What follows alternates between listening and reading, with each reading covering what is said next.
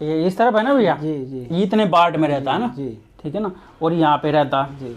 यहाँ पे भी रहता, ना उधर नहीं रहता। इधर कम रहता, मतलब यहाँ पे रहता, मतलब नीचे कभी आया भी नहीं? ना, भारी भारी सा महसूस होता है, दर्द नहीं होता है। दर्द नहीं। तो कितना टाइम हो गया?